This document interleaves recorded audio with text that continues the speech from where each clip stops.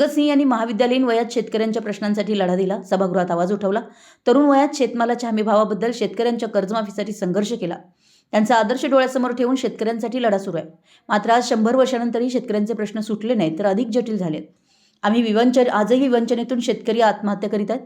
याची कुणालाही लाज वाटत नाही. आज घराघरात भगतसिंग उदयाला यायला हवा. शेतकरी ज्या दिवशी सुखी होईल त्या दिवशी त्यांचा लढा खऱ्या अर्थानं पूर्ण होईल, असं प्रतिपादन शेतकरी नेते राजू शेट्टी यांनी केलं.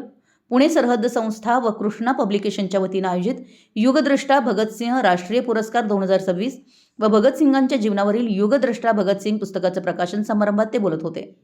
पुणे टिळक रोड येथील IMAच्या डॉक्टर KH संचेती सभागृहात आयोजित समारंभात हुतात्मा भगतसिंग यांचे पुतणे व विचारवंत किरणजीत सिंग, मायदेश फाउंडेशनचे संस्थापक अरुण जोशी, उद्योजक कृष्णकुमार गोयल, सरहद्द संस्थेचे संस्थापक संजय नहार, केतनपुरी, सत्यशील राजगुरू, प्रकाशक चेतन कोळी, अनुवादक इंद्रायणी चव्हाण उपस्थित होते.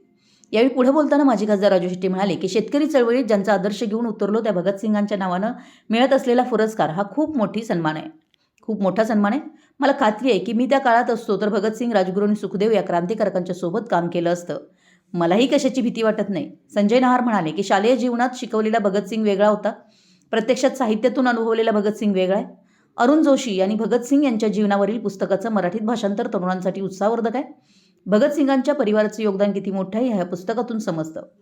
शेतकऱ्यांच्या प्रश्नांसाठी लढताना माझ्यावरही अनेक हल्ले झाले. आजही साम, दाम, दंडभेदाचा वापर होतोय. संघटना फोडून चळवळ कमकुवत करण्याचा प्रयत्न होतोय. माझ्यावर अनेकदा अव्यवहार्य असल्याची टीका होते. मात्र शेतकऱ्यांच्या हितासाठी लढतच राहणार आहे. पैसे देऊन मत मागण्याइतका मी दरिद्री नाही. काही वर्षापासून सभागृहात नाही म्हणून माझं काम थांबलं नाही. शेतकऱ्यांच्या तत्वासाठी अखेरच्या श्वासापर्यंत लढत राहणार आहे, असं शेतकरी नेते माजी खासदार राजू शेट्टी यांनी सांगितलं. पुणे प्रतिनिधी, मराठी न्यूज.